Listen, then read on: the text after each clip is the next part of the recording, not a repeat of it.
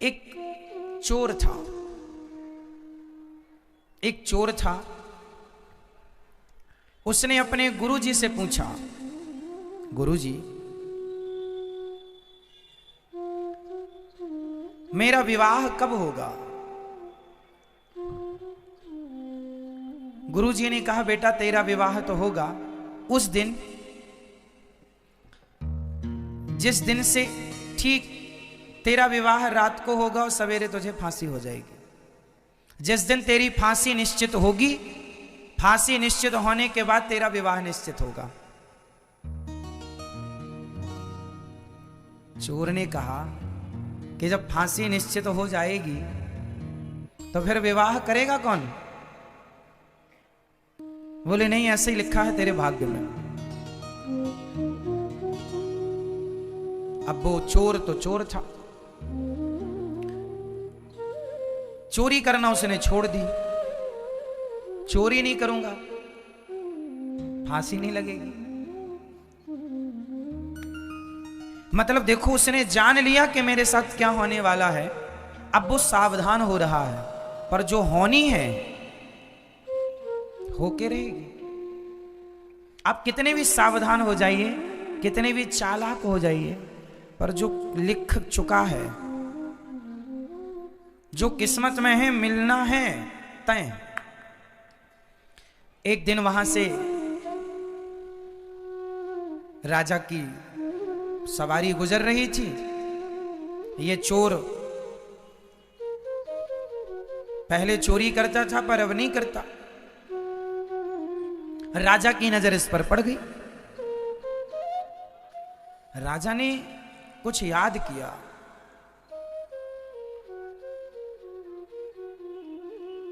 राजा को याद आया, इसने गले में एक सोने का माला पहन रखा था।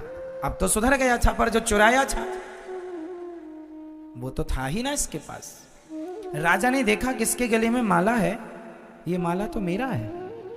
इसने कभी राजा का माला चुराया होगा। राजा ने पकड़ लिया, बुलाया दरबार में, तेरे पास माला कहां से आया?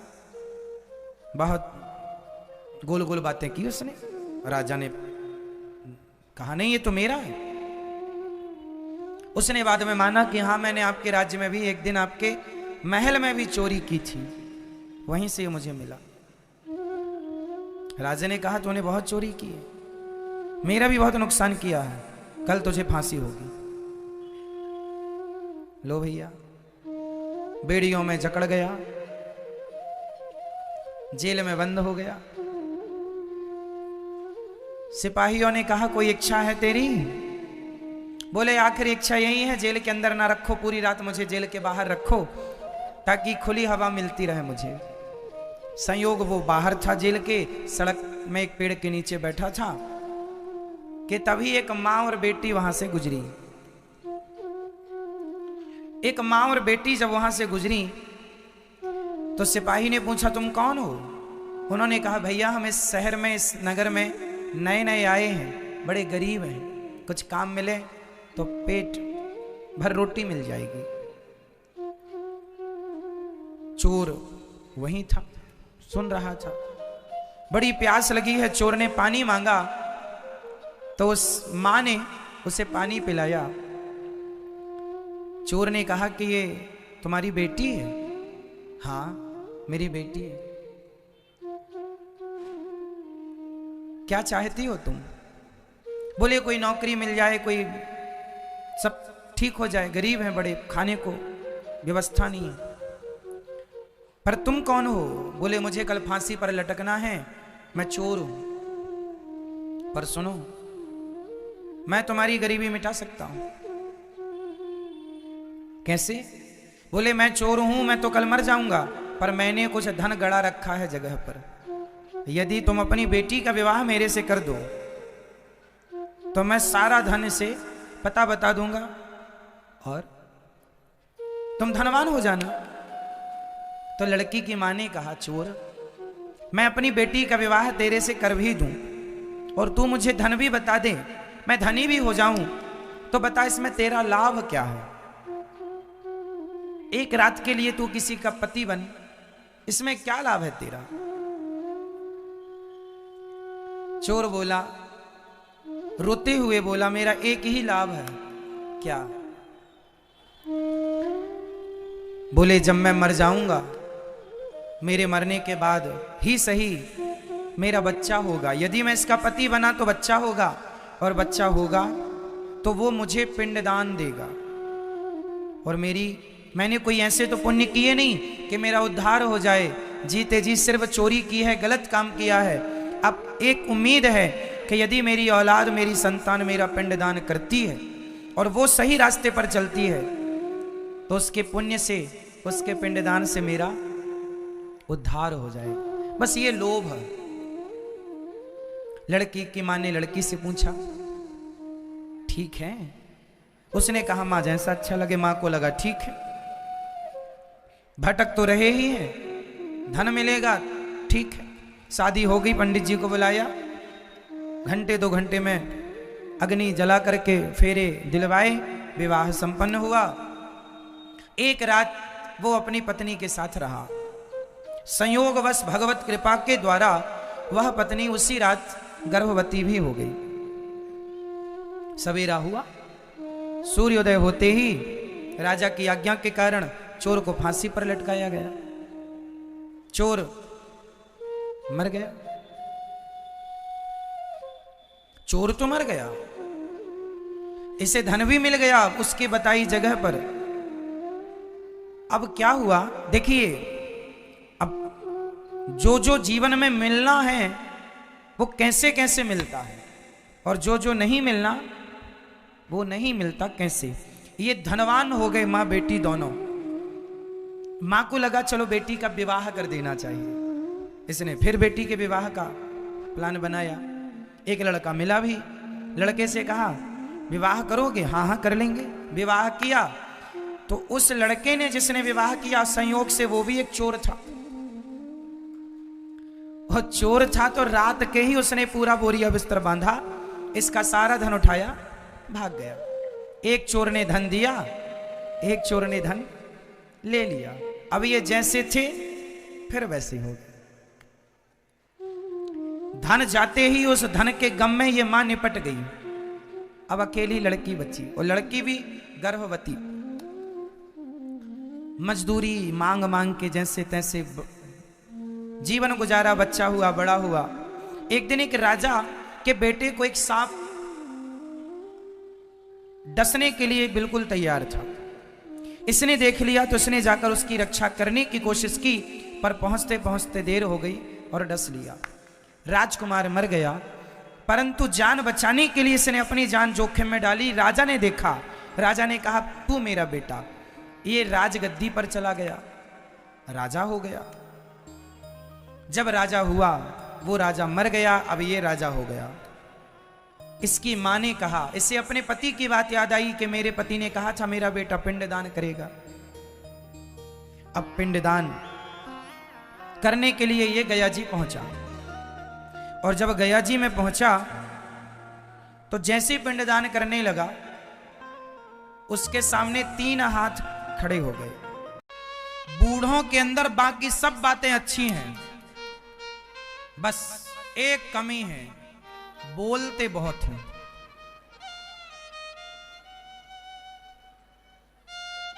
वो भी बोलते हैं जो नहीं बोलना चाहिए। बहू ने आज चाय में जरा शक्कर क्या डाल दी तो सास बोलेगी जरूर। आज दाल में धोखे से नमक ज्यादा हो गया तो बोलेगी, तेरी मां ने यही सिखाया है, मेरी मां थोड़ा चुप भी रह लिया करो। महीने में 29 दिन तो उसने बढ़िया दाल बनाई, और एक दिन दाल में जरा नमक ज्यादा हो गया तो आपने ताना मार दिया। लोग कहते हैं ना कि खाए बिना लोग रह सकते हैं, पर बोले बिना। और आप ना बोलने के कारण फिर आपके घर में आग लगती है। इसलिए मेरी अम्मा, मेरी मां बहू को बेटी की तरह गलती करती है तो समझाओ, डांटो नहीं। 100 बार समझाओ, 101वीं बार डांटो। और आप क्या है, करती क्या हो, बहू आई ससुराल से, जरा उसको हलवा बनाना। आपने कहा आज बहू के हाथ का हलवा खाएंगे, नई बहू आई है, और हलवा जरा उसने लापक लुआ बना दिया, गीला कर दिया। तो आप लोग क्या ताना मारती हो, अरे इसे तो हलवा बनाना नहीं आता, क्या सिखाया तेरी माँ ने। 4 मेहमानों के बीच में, 4 लोगों के बीच में आपने उसका अपमान कर दिया। तो देखो ये तो ठीक है कि आपको अधिकार है कहने का, डांटने का, डांटो, लेकिन आप ये भी तो सोचो कि सामने वाले को बुरा भी तो लगता होगा। वो आपकी बहू है, आपके घर की बहू है, वो आपके घर का सम्मान है। 2 बातें आप भी तो सहो। गलती बहू करती है तो डांटो मत, सिखाओ। आपकी बेटी जो है उसे आपने सिखाया ना, रोटी बनाना, दाल बनाना, हर चीज सिखाई, डांट कर सिखाया। ये बहू है, आज ही आई है, आज ही मत डांटो, पहले समझाओ, पहले उसका विश्वास जीतो, पहले उसके अंदर जगह बनने दो, आपके प्रति सम्मान बनने दो, सम्मान उसके अंदर आपके लिए। अभी सम्मान उसके हृदय में जागा नहीं आपके लिए कि लो आपने पहले ही ताना मार दिया, उसको लगा ये तो बुढ़िया ऐसे ही है, दिन भर बक बक करती है। इसलिए मौन रहो, मेरे संग बोलो, मौन रहो तो ही अच्छा है। कम से कम विष मत घोलो, बोलो। यदि पहले तुम तौलो, अपने शब्दों को बोलने के पहले ना तराजू में तौल कर देख लेना चाहिए कि शब्दों में कितनी जान है। शब्दों में बड़ी जान होती है मेरी माँ। बंदूक से मार दो, गोली से मार दो तो गोली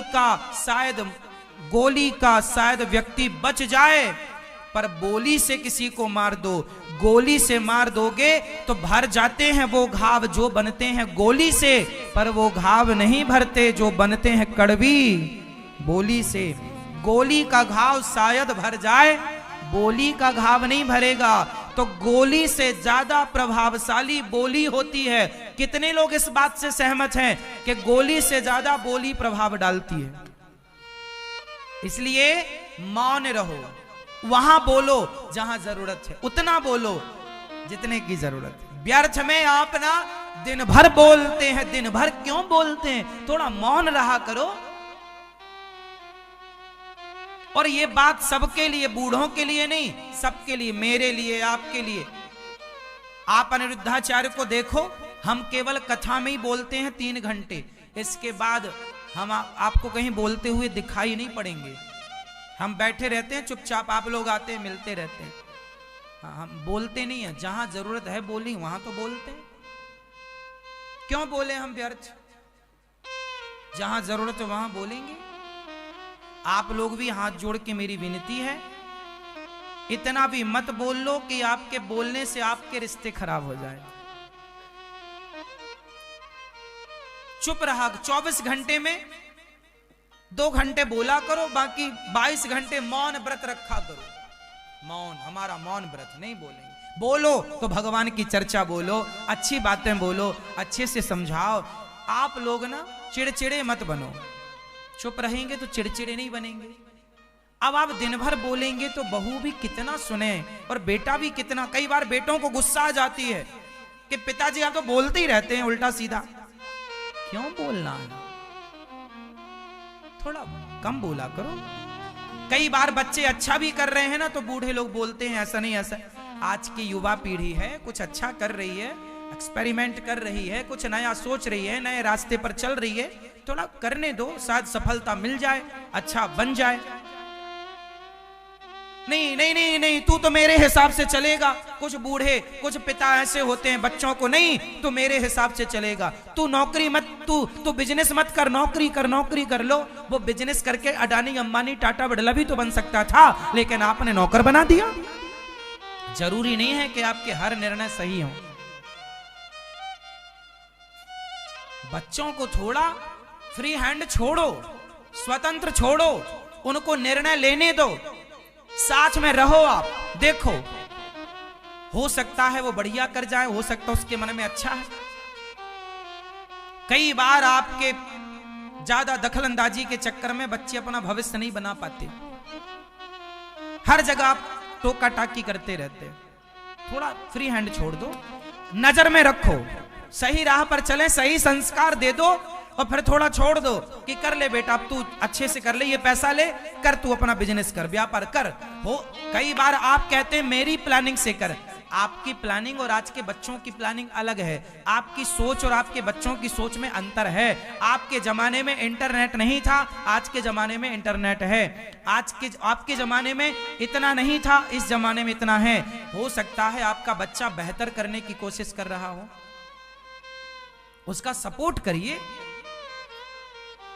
अपने हिसाब से ही मत चलाओ। कुछ बच्चों का जीवन बर्बाद इसलिए हो गया कि उसके माँ बाप ने उसको अपने हिसाब से चलाना चाहा। थोड़ा बच्चों को बच्चों के हिसाब से चलने दो, चलने दो।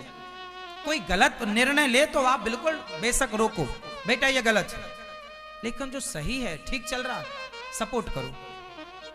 बहू ठीक चल रही है, सपोर्ट करो, गलत है तो रोकिए। हर जगह टोका टोकी, रोका रोकी क्यों जी? सही है, माँ बाप आप हैं, आपका सम्मान है, आदर है, पलकों में हैं आप, लेकिन आप अपने माँ बाप होने का ना कई बार दुरुपयोग भी करते हैं। मैं कितने गवाह खड़े कर सकता हूं इस बात के, कितने बच्चे आपके सामने खड़े कर सकता हूं जो माँ बाप की जिद के कारण उनका फ्यूचर समाप्त हो गया। वो ये करना चाहता था, माँ ने ये कराया, बाप ने जिद, नहीं तो यही करेगा। हमें संस्कृत में इंटरेस्ट है। अब उदाहरण के तौर पर मुझे ले लीजिए, मैं अपनी एक छोटी सी बात रख दूं, सब पे लागू हो जाएगी। मुझे संस्कृत पढ़ने का शौक था, मुझे वेद पुराण पढ़ने का शौक था बचपन से। मैं अपने पिताजी से कहता था, पिताजी मुझे वृंदावन छोड़ाओ, पिताजी मुझे वृंदावन छोड़ाओ। मेरे पिताजी नहीं छोड़े। फिर एक बार मैंने स्कूल की पढ़ाई बंद कर दी, पिताजी बोले पढ़ ले इसको। मैंने कहा नहीं पढ़ूंगा, मुझे वृंदावन जाना है, संस्कृत पढ़ना है, मुझे वेद पुराण पढ़ने हैं। पिताजी बोले मैं नहीं ले जाता। एक साल तक मैं पढ़ा नहीं, ना मैं मुझे वृंदावन लेके आए, ना मैं एक साल स्कूल गया। मैं स्कूल में भैंस चराता रहा, गैया चराता रहा। हमारे घर में भैंस थी और गैया थी, गैया चराता रहा। पिताजी भी जिद में थे, मैं तुझे नहीं ले जाऊंगा। फिर मैं भी जिद में अड़ा कि मैं पढ़ूंगा, वृंदावन में पढ़ूंगा, वेद पुराण पढ़ूंगा। मैं एक साल तक खाली गैया चराता रहा, नहीं पढ़ा, मैं स्कूल नहीं गया मैं। फिर मेरी जिद के आगे मेरे पिताजी बोले अच्छा ठीक है चल तुझे वृंदावन छोड़ के आते। फिर वो वृंदावन लाए, और वृंदावन जब लाए तो फिर मैं वृंदावन में पढ़ा, और पढ़कर आपके बीच में बैठा सेवा कर रहा हूं। सोचिए मेरे पिताजी ना लाते, मेरी बात ना मानते, मेरे पिताजी ने नहीं बोला कि तू संस्कृत पढ़ने जा। एक साल तो उन्होंने भेजा नहीं मुझे। अब वो दूसरे कारण भी हो सकते हैं कि गरीबी घर में इतनी थी कि किराया भाड़ा का भी पैसा नहीं था। पिताजी अपनी जगह सही है, क्योंकि हमारे जीवन में गरीबी इतनी थी कि एक साल इसीलिए बाद में पिताजी ने बताया कि बेटा किराया ही नहीं था। वृंदा, हम जबलपुर की हमारी जन्मभूमि है, मध्य प्रदेश की, किराया नहीं था तो आए नहीं, साल गुजर गया। पर मैं आया, पढ़ा, तो आज पढ़ के आपके बीच में। सोचिए ना पढ़ाए होते मुझे संस्कृत, मुझे भी स्कूलों में 10वीं 11वीं 12वीं कॉलेज पढ़ाए होते तो मैं भी वहां होता। तो कई मेरी जिद सही थी कि गलत थी? सही थी। मेरे पिता ने उसमें साथ दिया, मैं उनका धन्यवाद करता हूं। लेकिन मेरे पिता ने तो साथ दे दिया, एक साल बाद ही दिया। लेकिन कई बार आपके कुछ पिता हैं, बच्चे की मन है कि हम ये पढ़ें, हम ये पढ़ें, हम वहां पढ़ें, ये ऐसा पढ़ें। कई बार माँ बाप सपोर्ट नहीं करते, तो बच्चों का फ्यूचर ना बिगड़े। अब मैं पढ़ के जब वृंदावन से गया तो मेरे पिताजी ने पूछा तू क्या पढ़ के आया? तो मैंने बोला मैं भागवत पढ़ा। पिताजी बोले गलत, भागवत नहीं पढ़ना तुझे, कर्मकांड पढ़ना है तुझे। मैं समझ गया कि मेरे पिताजी अपनी जगह सही हो सकते हैं, ये अपनी सोच के अकॉर्डिंग बोल रहे हैं। लेकिन मैंने पिताजी की बात नहीं मानी। वो बात पिताजी बोले कर्मकांड पढ़। कर्मकांड का मतलब होता है जैसे यज्ञ कराना, यज्ञाचार होते हैं यज्ञ कराने का, सत्यनारायण भगवान की कथा करने वाले जो होते हैं। तो उन्होंने बोला कि बेटा ये तो करके कमा के 2 रोटी खा लेगा। भागवत जी थोड़ी कोई रोज रोज सुनेगा, भूखा मर जाएगा तू। उनकी चिंता पिता के नाते सही थी, लेकिन मुझे विश्वास था कि ना पिताजी आप मुझे पढ़ने दीजिए, और मैंने उस विषय को नहीं पढ़ा, कर्मकांड में मैं नहीं गया, और मैं केवल भागवत जी पढ़ता रहा। और मैंने पढ़ाई जो मेरे से बना, मेरी अक्ल तो कम है, मैं कम बुद्धि का आदमी हूं, पढ़ा लिखा बहुत ज्यादा नहीं हूं, लेकिन जितना पढ़ा है गुरु कृपा और भगवत कृपा से वो आज समाज के काम आ रहा है, आपके काम आ रहा है। तो ये मेरे जीवन का अनुभव कहता है कि बच्चों को स्वतंत्र कीजिए। अब जैसे बाद में फिर मैंने सोचा, पिताजी से पूछा कि मैं माताओं की सेवा करना चाहता हूं, वृद्धाश्रम माताओं की सेवा। पिताजी ने बोला बेटा माताओं की सेवा तो कैसे कर पाएगा, कितनी सारी जिम्मेदारियां उठानी पड़ती हैं, कोई एक दिन का काम है क्या? किसी को लाके रख लेगा, सेवा नहीं कर पाया। तो उन्होंने हर बात में मुझे कहा, और वो अपनी हर बात पर सही थे, जो हर पिता का जो कर्तव्य है वो अपनी जगह सही थे, कि बेटा कर पाएगा, तेरे से हो जाएगा। पर मैं कॉन्फिडेंस था मेरे अंदर, मैं कहा कर पाऊंगा, जो कर पाऊंगा वो करूंगा, मुझे भगवान ने सेवा के लिए भेजा है। इसलिए फिर मुझे लगा कि मुझे सेवा करनी है सो करनी है। फिर मैं उस सेवा के राह पर चलता गया। गौरी गोपाल आश्रम जब बना तो मेरे पास जब ये मेरे मन में ख्याल कहां से आया वृद्धाश्रम बनाने का, वो मैं आपको बता रहा हूं। एक बार मैं कथा करने गया था एक जगह, तो एक अम्मा मेरे पास, बूढ़ी माँ आई, बोली बेटा मेरा बेटा मुझे पानी नहीं देता, रोटी नहीं देता, मेरी इच्छा है कि जब मैं मर जाऊं तो तुम मेरी चिता में आग लगा देना। एक माँ ने मेरे से बोला कि तुम मेरी चिता को आग लगा देना, मेरे से बोला। मैंने कहा माँ आपका तो बेटा है, एक बेटा था, मैं उनको जानता था। मैंने कहा आपका तो बेटा है, तो बेटा ही ना चिता पे आग लगाएगा, माँ की या पिता की? बोले नहीं, जिस बेटे ने मुझे जीते जी रोटी नहीं दी, जीते जी मुझे पानी नहीं दिया, जो बेटा मुझे पानी नहीं देता, रोटी नहीं देता, उस बेटे से मैं आग लेकर के क्या करूंगी? तो मुझे लगा कि शायद भगवान ये प्रेरणा दे रहे हैं कि तू ऐसी बेसहारा मां का सहारा बन। शायद ये प्रेरणा किसकी थी? भगवान की। तो फिर मैंने ये प्रेरणा के बारे में पिताजी को बताया कि पिताजी ऐसी प्रेरणा आई है कि वृद्धाश्रम इन माओ के लिए बनवाऊं, क्योंकि ऐसी कितनी माएं हैं जिनको सहारे की जरूरत है, शायद भगवान मुझे निमित्त बनाना चाहते हैं सेवा के लिए। तो पिताजी ने कहा कि ये बड़ा काम है, हो पाएगा? तू कर लेगा? नहीं हो पाएगा तेरे से, तू नहीं कर पाएगा। छोटा बड़ा हो जाए, हो सकता है कि आपको वैसाखी लेकर चलना पड़े, हो सकता है कि आप लंगड़ा कर चले। डॉक्टर का अपना अनुमान ठीक था, क्योंकि हड्डी के टुकड़े हो गए थे, ऑपरेशन हुआ नहीं, अपने से डॉक्टर ने जोड़ने का प्रयास किया। डॉक्टर ने बोला कि यदि राइट सरिया डाला, कुछ भी डाला, तो वो कमजोर ही होगा, नेचुरल ठीक है। भगवान की कृपा से आखिरी में मैं 1 महीने तक वैसाखी लेकर चला, फिर बाद में ठीक हुआ। अंत में डॉक्टर ने जब फाइनल एक्सरे किया, देखा तो हड्डी बिल्कुल ठीक थी। मैं दौड़ भी सकता था, मैं कबड्डी भी खेल सकता था, कोई लंगड़ापन नहीं था, सब ठीक था। पर मेरे मन में एक प्रश्न था कि मैं बचा क्यों, मैं मरा क्यों नहीं? क्योंकि इतने ऊपर से गिरा, मर सकता था, क्यों नहीं मरा? तब मुझे लगा कि मुझे यदि बचाया गया है तो शायद भगवान ने किसी विशेष कार्य के लिए बचाया है। और तब पता नहीं था, अब समझ में आ गया कि वृद्ध माओं की सेवा और समाज की सेवा के लिए मुझे भगवान ने एक नया जीवन दिया था। इसलिए वो जो जीवन मिला, इसलिए वो जीवन में जिसने दिया है, अब उसी के चरणों में वो जीवन समर्पित कर चुका हूं कि मेरी प्रत्येक श्वास पर मेरे गोविंद का नाम है और मेरे गोविंद के नाम की रजिस्ट्री है मेरे प्रत्येक श्वासों पर। मुझ में भगवान का अधिकार ज्यादा। अब मैं उसी दिन मर गया था सबके लिए, मैं संसार के लिए तभी मर गया था, लेकिन जिंदा यदि हूं तो जिसने जिंदा रखा, अब बचा हुआ जीवन उन्हीं की सेवा में। इसलिए ये दास अनिरुद्ध, फिर मैंने कहा जो होगा देखेंगे, सेवा का कार्य करो। गौरी गोपाल आश्रम में फिर वृद्ध माएं जो बेसहारा थीं, उन माओं की सेवा स्टार्ट हुई और आप लोगों ने साथ दिया। पहले वृद्धाश्रम में वृद्ध माओं की सेवा हुई, फिर एक दिन क्या हुआ, मुझे लगा उसी समय लॉकडाउन लग गया, कोरोना आया ना, तो लॉकडाउन में क्या हुआ कि मैं वृंदावन में जब था तो कुछ उस समय माताएं 10-20 माताएं ही थी हमारे पास, हम सेवा करते थे।